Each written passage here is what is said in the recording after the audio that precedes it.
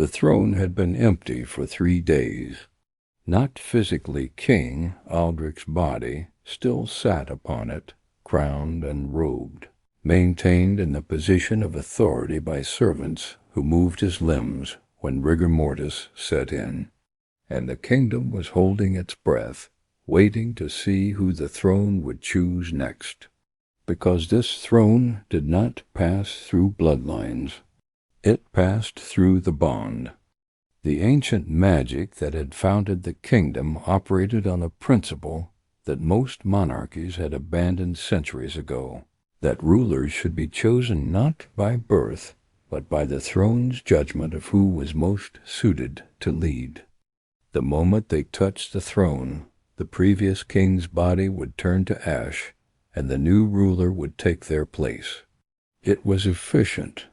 It was absolute, and it had worked for 800 years, but it was also terrifying, because the bond did not ask permission. It did not care if the person it chose wanted to be king. It simply chose and compelled, and anyone who resisted the compulsion went mad within days, their minds shattered by magic that would not be denied. The woman who would become the next victim of the throne's selection was working in her bakery when the bond found her. Her name was Elara. She was 34 years old.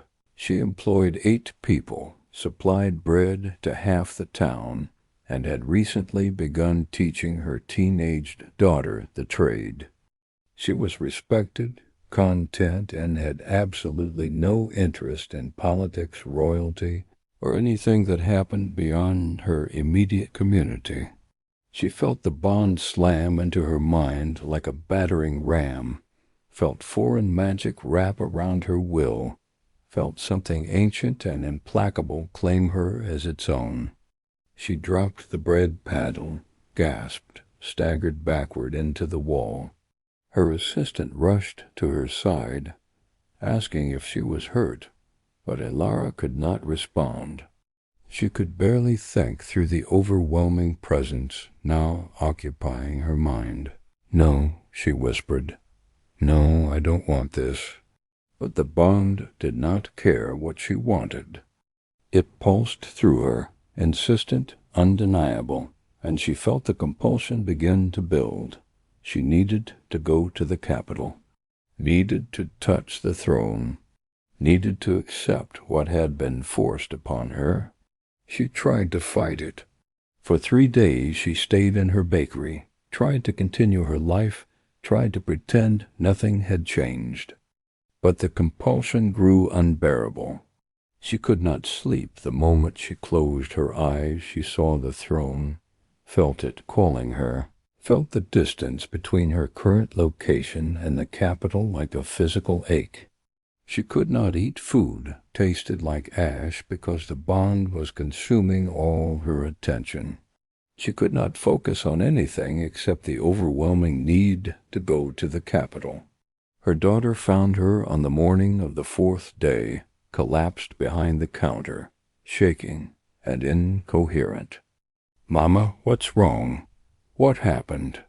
"The throne," Elara managed. "It chose me. I have to go to the capital. I can't fight it anymore." Her daughter's face went white. It meant their old life was over. It meant they would become king or queen, would rule until they died, would never return to the life they had known. It meant sacrifice without consent, duty without choice. "No," her daughter said. "No, you can't go. We'll find a way to break the bond. Well, there is no way to break it. If I don't go, I'll go mad. The bond will destroy my mind rather than release me." Elara pulled herself to her feet, using the counter for support. "I have to go. I don't want to, but I have no choice." She left that afternoon, taking only a small pack of supplies, leaving her daughter in charge of the bakery she had spent 15 years building. She walked through the town she loved, past the customers who had become friends, dragging her toward a future she had never wanted and could not refuse. The journey to the capital took 19 days on foot, making everything except the destination feel distant and unimportant. She barely noticed the landscape changing, barely registered the towns she passed through. She was a puppet being pulled by invisible strings, and the throne was the puppeteer. When she finally reached the capital, the bond led her directly to the palace. She ran through corridors she had never seen, following instincts that were not her own, until she burst into the throne room. King Aldric's body still sat on the throne, preserved by magic. 3 days past the moment when the bond should have completed. The court had been waiting, nervous, because usually the chosen arrived within 5 days. Elara stumbled toward the throne, and the moment her hand touched the armrest, everything changed. The bond completed. King Aldric's body disintegrated into ash that scattered across the throne room floor, and Elara felt the full weight of what she had been chosen for crash down on her consciousness. The throne connected her to the kingdom. She felt them all, felt their needs and fears and hopes, felt the overwhelming complexity of millions of lives that were now her responsibility. She felt the throne's magic flooding through her, teaching her things she had never learned: how to govern, how to make decisions that affected thousands, how to balance competing needs and limited resources, and she felt the price. A voice that was not a voice, an awareness that was not human, filled her mind. You have been chosen. You will rule. But the magic requires balance. You have taken power. Now you must give payment. What payment? Elara gasped, still reeling from the connection, from the overwhelming flood of sensation. Everything you were, everyone you loved, the life you built. You cannot rule and remain who you were. The throne requires your complete dedication. You will never see your daughter again. You will never return to your town. You will exist only for the kingdom. This is the price of the bond. No, Elara said, but even as she spoke, she felt it happening. She felt her memories of her daughter beginning to fade, not erased exactly, but pushed to the background, made irrelevant by the throne's overwhelming presence. Stop, she begged. Please, let me keep them. Let me remember my life. But the throne was merciless. You chose to come here. You chose to touch the throne. You accepted the bond by not resisting to the point of death. The transformation was agonizing. She felt pieces of herself being stripped away, felt the person she had been dissolving like Aldric's body had dissolved. Her memories remained. She could still recall her daughter's face, her bakery, her life, but they felt distant now, like stories she had heard about someone else rather than experiences she had lived. Some never did, but all of them paid the price because the bond gave them no choice. The first months were torture. Elara governed because the throne left her no alternative. The magic guided her decisions, and all of it felt like she was watching someone else live her life. The days blurred together in a haze of duty and disconnection, feeling the throne's magic pulling her toward the day's responsibilities before she was fully conscious. The memory was there. The bond had not erased it completely. Wrote them compulsively, desperately, trying to maintain some connection to the life that had been stolen from her. She would sit at the ornate desk in her study and pour her heart onto parchment. Her body would simply refuse to obey, and the compulsion to focus solely on the kingdom would intensify until she was forced to put the letter down, to accept that the magic would not permit her to maintain personal connections that might distract from her duty. She burned the letters eventually. The symbolism was not lost on her. She was watching her old life burn, just as King Aldric's body had burned when she touched the throne. So she stopped writing. She existed as a hollow shell, governing competently because the magic demanded it, but feeling nothing, wanting nothing, being nothing except what the bond had made her. The court whispered about her. Through the careful way people looked at her when they thought she was not paying attention. Some said she was handling the transition better than most. She had not attempted suicide as some chosen rulers had not raged against the bond or tried to flee the palace. That the throne had broken something essential in her. Her chief advisor, a man named Grievon, who had served under 3 previous rulers, tried to help her adjust. "Your Majesty," he said one morning, as she sat mechanically approving trade agreements she barely understood, "you must eat. You barely touched your breakfast, and you skipped dinner last night. The kingdom needs you healthy. My health is irrelevant as long as I can still sign documents and make decisions the throne shows me." That is not true. You are more than just a conduit for the throne's magic.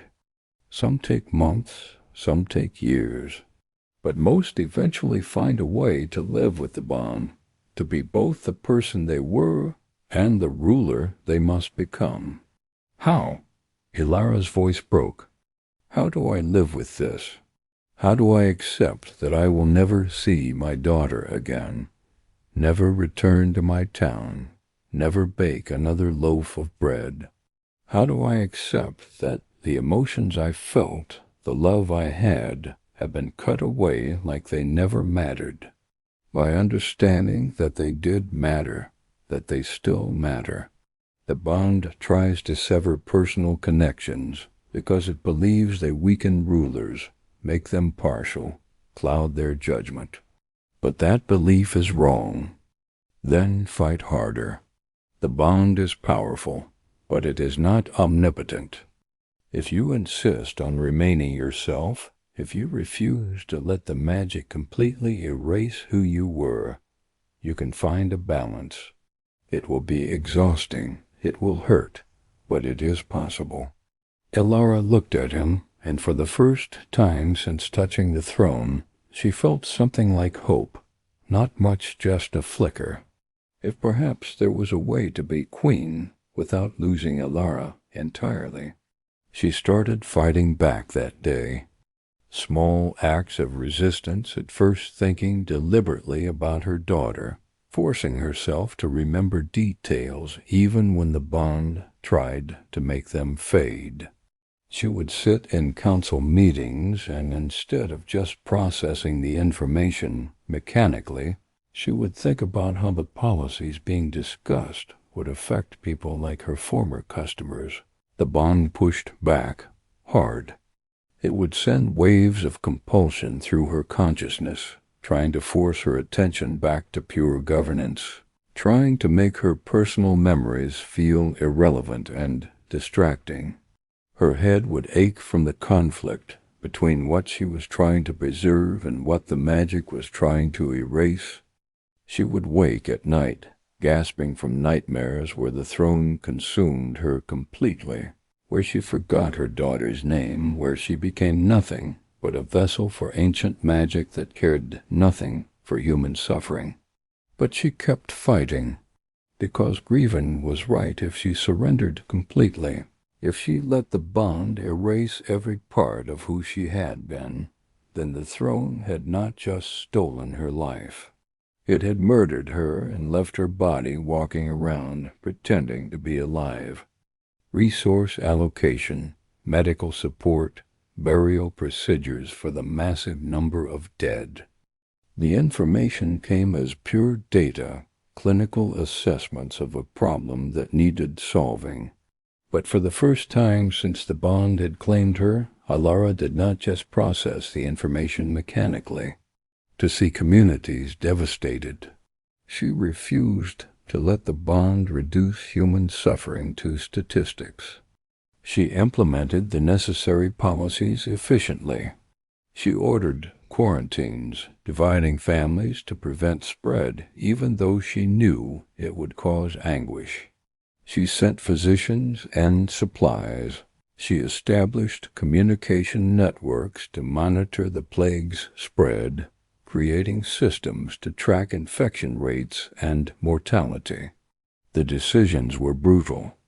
Every choice meant sacrificing some to save others, accepting that resources were finite and not everyone could be helped.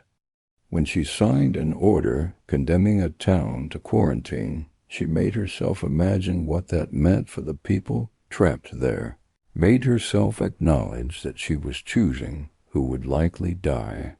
The throne had tried to sever her empathy precisely because empathy made these decisions unbearable.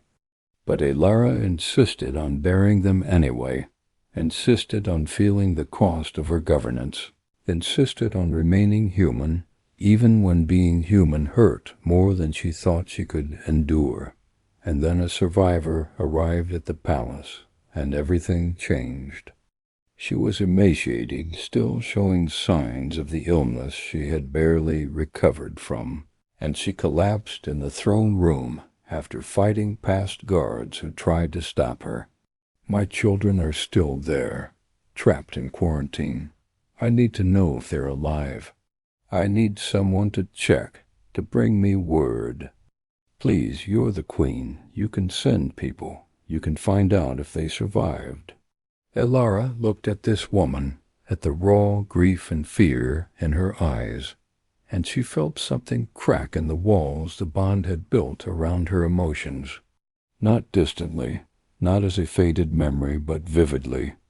She remembered specific moments teaching her daughter to knead dough, watching her face light up when she successfully shaped her first loaf, feeling pride and love so intense it had brought tears to her eyes. But Elara refused.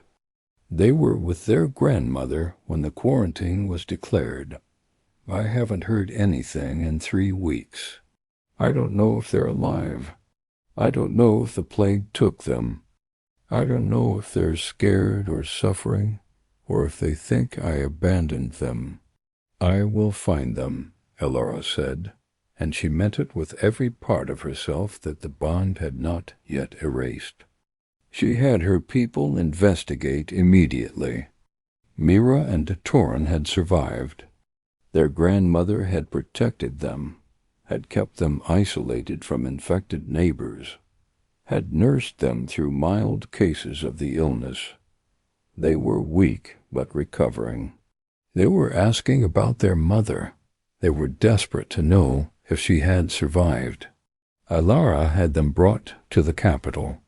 It took 5 more days, and during that time she found herself thinking about the reunion constantly, feeling anticipation and hope and fear that the children would not recover from the journey, that something would go wrong, that she would fail this mother who had entrusted her with what mattered most. The day they arrived, Elara was in the throne room dealing with routine petitions. She was already moving toward the palace entrance, where the children and their desperate mother were about to be reunited. She arrived just as the woman saw her children for the first time in nearly a month. The mother's scream of joy and relief was almost painful to hear. "We thought you were dead. We thought we'd never see you again." Elara watched the reunion, and she felt her own emotions breaking through the walls the bond had built.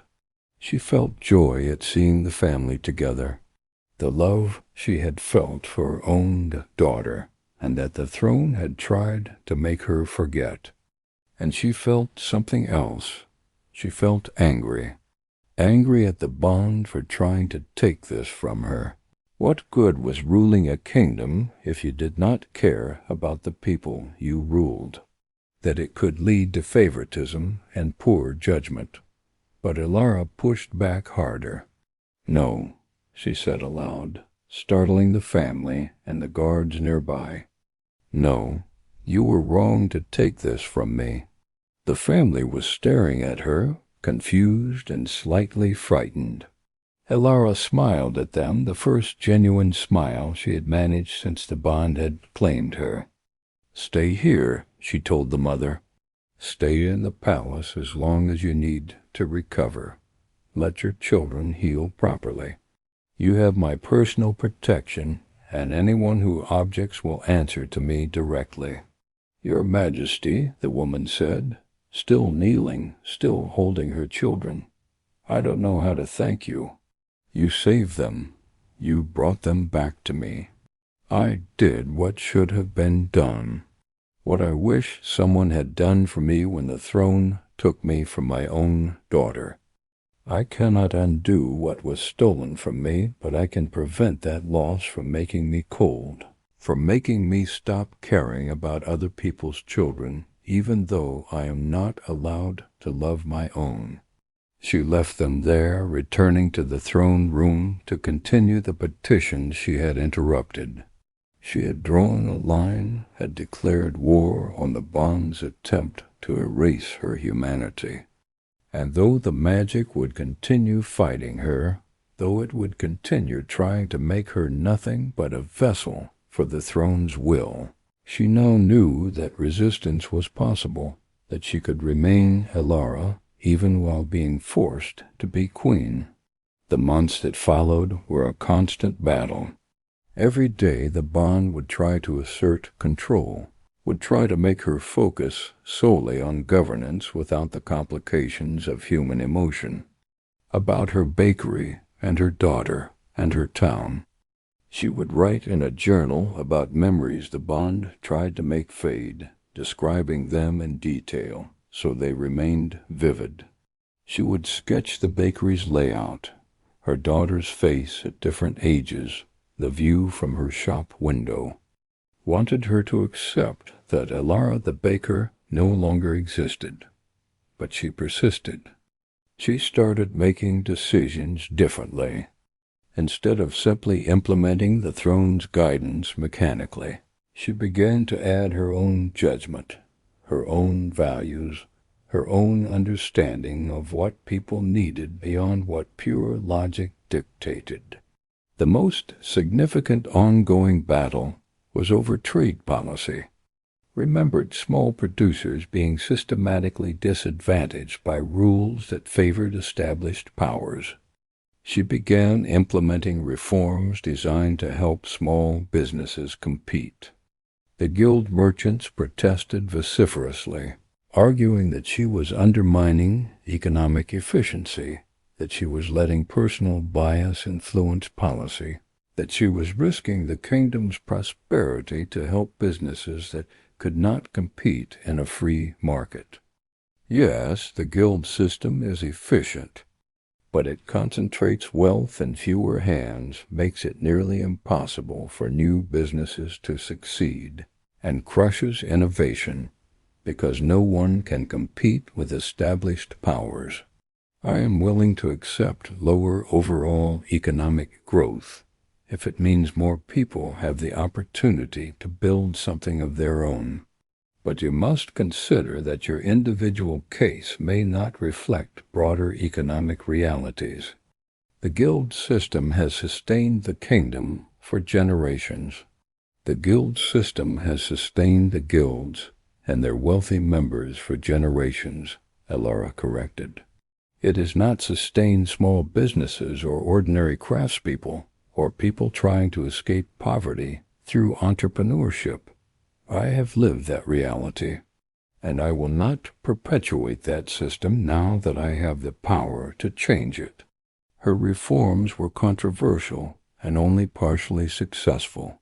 Some small businesses thrived under the new rules, creating jobs and innovation that had been suppressed under the old system.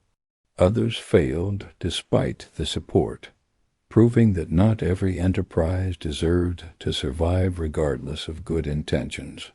but it grew more inclusively, spreading prosperity more evenly, even if the total amount was somewhat less. And Elara learned something important, that ruling with both logic and compassion meant making trade-offs, meant accepting that perfect solutions did not exist, meant choosing which imperfections she could live with. The throne wanted perfection through efficiency. She wanted fairness through opportunity. The actual policies she implemented split the difference, satisfying neither completely, but serving the kingdom better than either pure approach would have. The battles over social policy were even more intense. The kingdom had strict hierarchies: nobles, merchants, craftspeople, laborers, each with defined roles and limited mobility between classes. That people who knew their place and accepted it were easier to rule than people who constantly sought to improve their station. But Elara had been a baker who built a successful business through hard work and skill. She had elevated herself from laborer to successful merchant through her own efforts, had proven that talent and dedication mattered more than birth. Establishing schools in poor regions, she created pathways for social mobility that had not existed, making it possible for people to rise through merit rather than being constrained by the class they were born into. The nobles resisted fiercely, seeing these reforms as attacks on their privileges. The throne resisted too, showing Elara historical examples of kingdoms that had collapsed when social hierarchies were disrupted, to fight against assumptions about what a woman from her background could accomplish.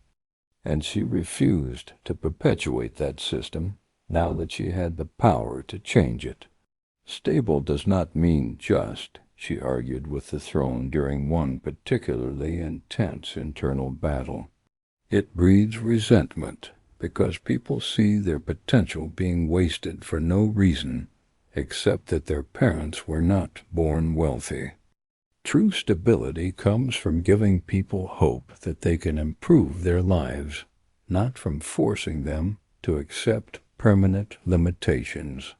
The throne showed her risks, dangers, historical precedents, began to show her ways to implement social reforms that managed risk while still expanding opportunity. The changes were slow and met with massive resistance. Many nobles refused to accept the new social mobility, found ways to undermine the reforms, maintained their privileges through informal means, even when formal barriers were removed. But some barriers did fall. Some talented individuals did rise through the new systems Elara created. Some people born in poverty did manage to build better lives because the queen had decided their birth should not be their destiny. And the kingdom, slowly, began to change. Not completely. Centuries of hierarchy could not be undone in a single reign. Through all of this, Elara continued her personal battle with the bond, continued her daily fight to remain herself despite the magic's attempt to erase her. Some days were harder than others. There were weeks when she felt herself slipping, when the throne's constant pressure made it difficult to remember why she was fighting, when it seemed easier to surrender and let the magic make her into the hollow vessel it wanted, who had been brought to the capital. They had stayed, making a life in the city, and Elara had taken a personal interest in them, not because policy required it, but because they reminded her why human connection mattered, why caring about individuals was worth the constant battle with the bond, the children. She would visit them occasionally, bringing gifts or simply sitting with the family, children growing up, ordinary people pursuing ordinary happiness.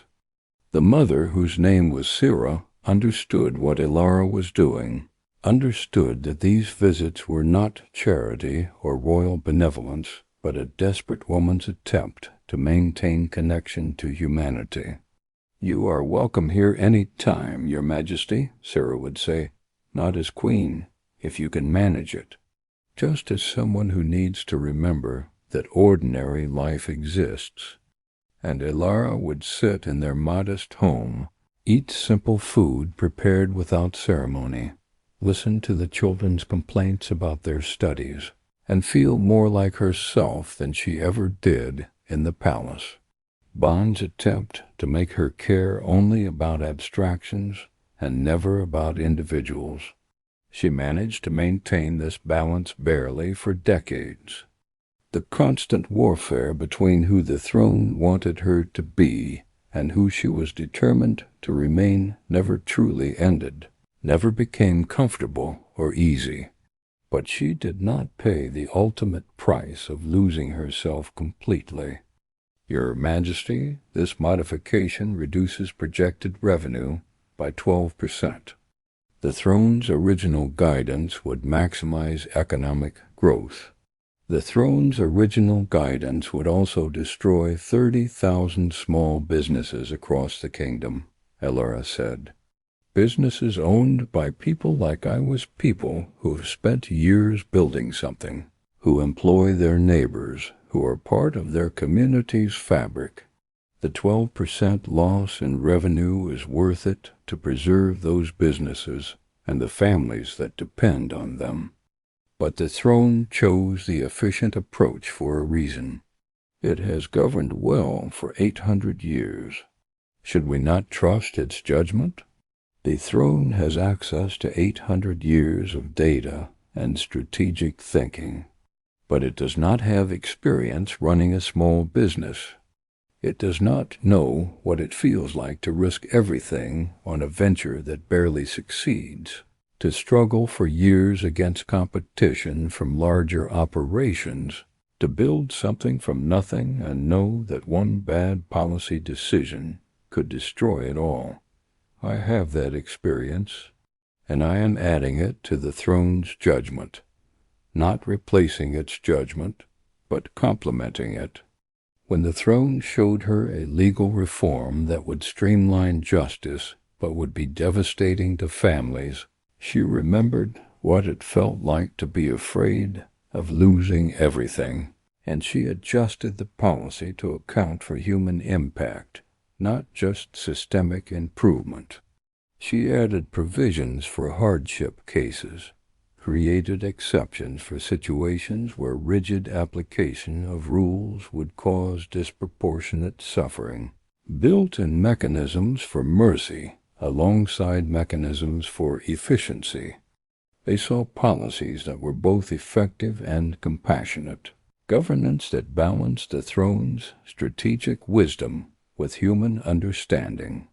Others worried, concerned that she was deviating from 800 years of tradition, that she was allowing personal feelings to interfere with the throne's judgment. Elara listened to their concerns, but did not change her approach.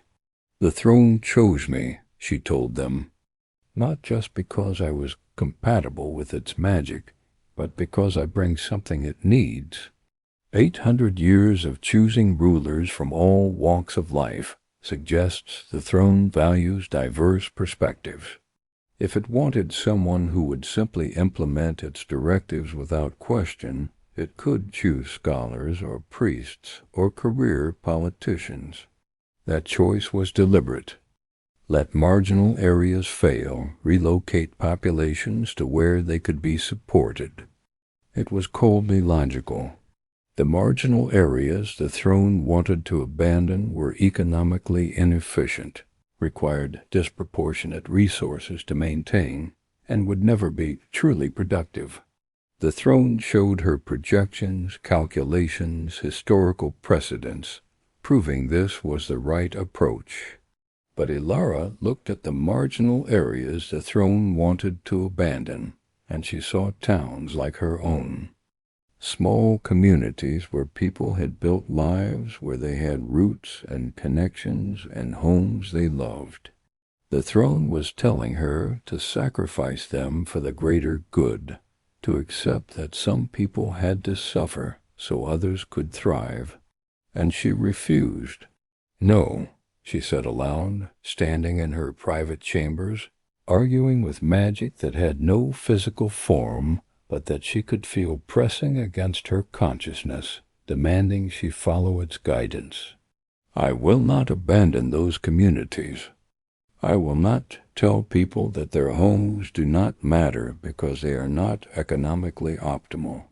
There has to be another way.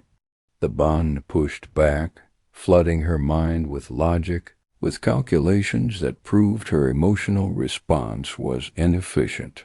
The magic showed her projections of starvation in productive regions if resources were diluted trying to save marginal areas. It showed her the cost of maintaining communities that could not sustain themselves. It showed her with brutal clarity that emotion-driven decisions would lead to worse outcomes than cold efficiency. But Elara pushed back harder, drawing on every memory of her own community, every recollection of what it meant to belong somewhere, every bit of understanding she had about how destroying people's homes destroyed them as surely as starvation did. You are wrong, she said to the throne, to the magic that had stolen her life and was now trying to make her complicit in stealing others' lives. You see efficiency. You see numbers and calculations and optimal outcomes. But you do not see what community means. You do not understand that telling people to abandon their homes is not just asking them to relocate. It is asking them to destroy their identities, to give up everything that gives their lives meaning. Some will do it. Some will move and adapt and survive. But others will die inside even if their bodies live. They will lose what makes them who they are. And that loss matters, even if your calculations cannot measure it. There has to be another way, she repeated, pouring every bit of her will into the resistance, refusing to let the bond force her into compliance. And I will find it even if you will not show it to me. The throne was silent for a long moment. Elara could feel it assessing her, weighing her resistance against 800 years of precedent, calculating whether her deviation from its guidance was acceptable or if it needed to reassert complete control. Then, surprisingly, it shifted. It showed her a different approach, one that was less efficient, but that preserved the communities she wanted to protect. The new plan required more resources, more effort, more risk. It meant accepting lower overall food production in the short term to maintain diverse regional capacity in the long term. It meant spending reserves that the throne had calculated should be saved for other purposes. It meant making trade-offs that were not optimal from a pure efficiency standpoint. But it was possible, and it respected the human cost of policy in ways the throne's original guidance had not. Elara implemented that approach, working with her advisors to make it function despite the challenges. She redistributed resources more evenly across regions, invested in improving productivity in marginal areas rather than abandoning them, created support systems for communities that were struggling. It was not perfect. Some people still suffered. Some communities still struggled. And the kingdom's food production did not reach the levels the throne's original plan would have achieved. But none of the marginal communities were simply abandoned. None were sacrificed for cold efficiency. And the people who had been ready to give up hope, who had prepared to lose everything, found that their queen actually cared about them as individuals rather than as statistics in a resource allocation model. After that, the relationship between Elara and the bond changed fundamentally.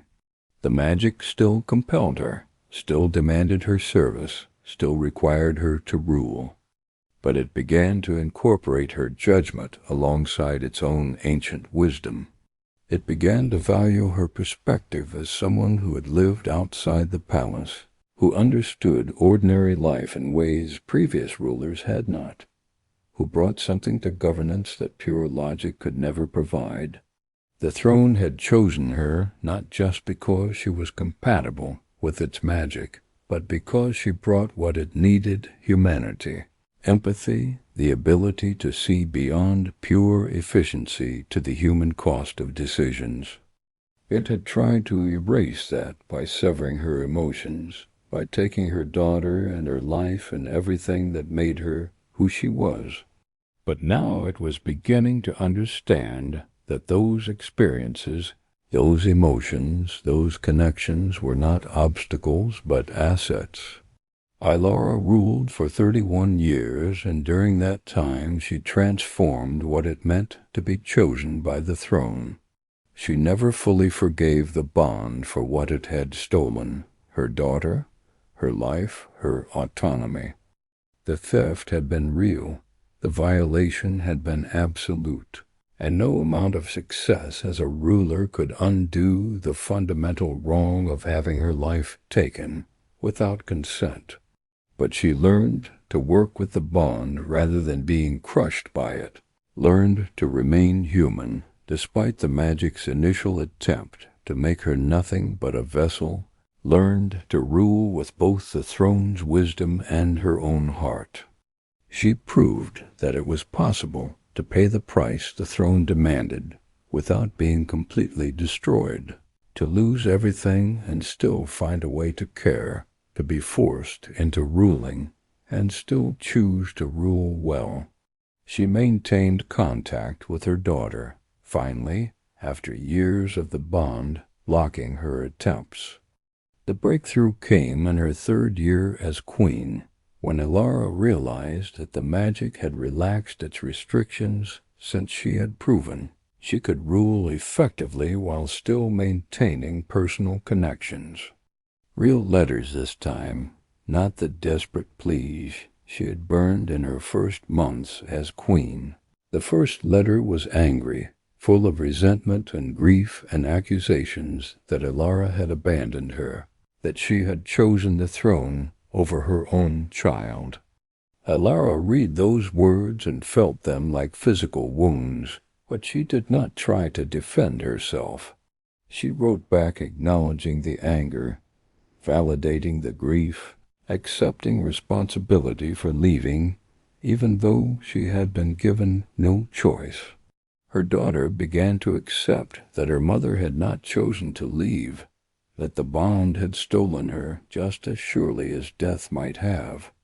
And Elara began to understand that her daughter had suffered as much as she had, perhaps more, because at least Elara had known what happened, had understood why she could not return. Her daughter had simply been abandoned, had not known if her mother was alive or dead, had spent months believing she had done something wrong to drive her mother away. They arranged a visit in Elara's 4th year as queen. Her daughter traveled to the capital, and they met in Elara's private chambers, and it was awkward and painful, and not at all the reunion either had imagined.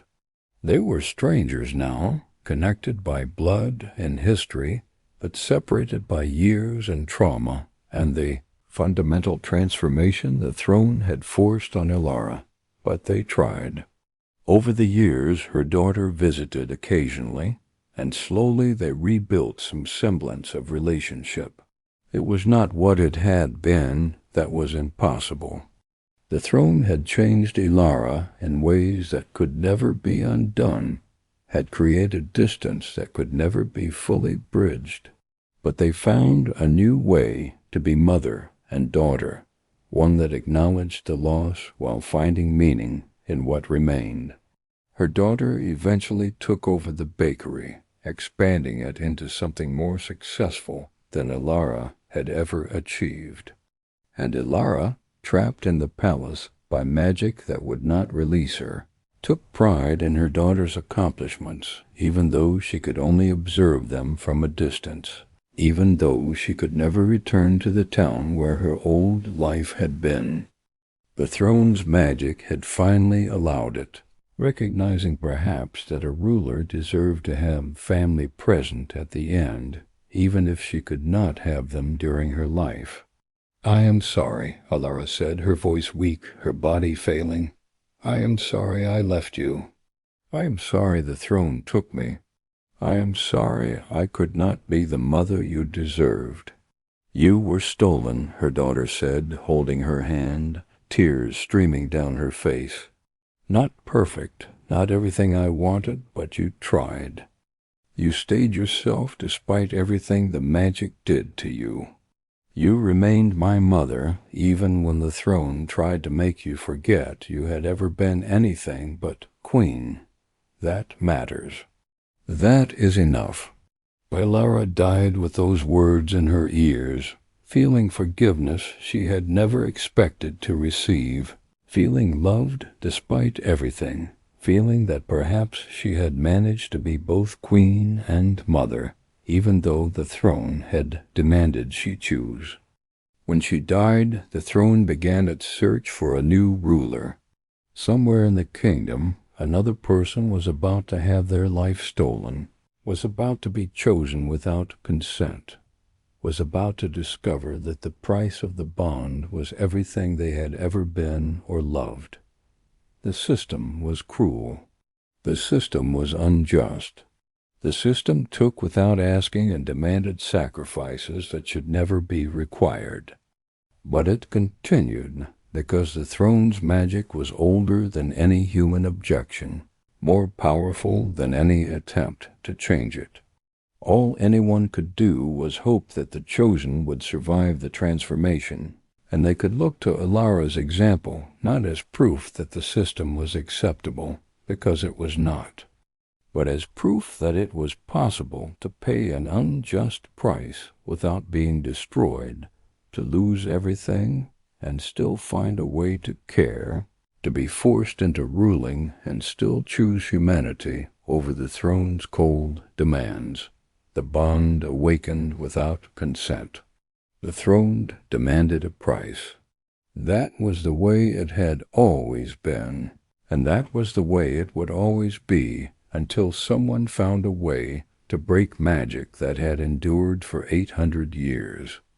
Until then, all anyone could do was survive the theft, resist the erasure, and hold on to whatever pieces of themselves the bond failed to completely destroy. Elara's legacy was not that she changed the system she could not. It was that she proved it was possible to remain human despite being chosen. She proved that the throne could take your life, could sever your connections, could demand everything you had ever been. But it could not, if you fought hard enough, take your choice about who you would become afterward. It could not prevent you from deciding that even if you were forced to be queen, you would be a queen who cared about the people she ruled. It could not stop you from remaining yourself beneath the crown, even when the magic tried to erase everything that made you who you were. The bond awakened without consent. The throne demanded a price. But Elara paid that price without losing herself completely, and that made all the difference. Of a woman who paid the price and remained human despite everything. If this tale moved you, if you understood the horror of having your life stolen or the courage it takes to keep caring after loss, I invite you to share your thoughts below. Can forced service become meaningful? How do we remain ourselves when something tries to erase us? What does it mean to choose humanity when magic demands you become something else? Your reflections give these stories meaning, and I would be honored to hear them. If you enjoyed this journey into the world of the silent bond, please consider liking this video and subscribing to the channel. So you may return when the next story is told, when another bond forms without consent, and when another price must be paid.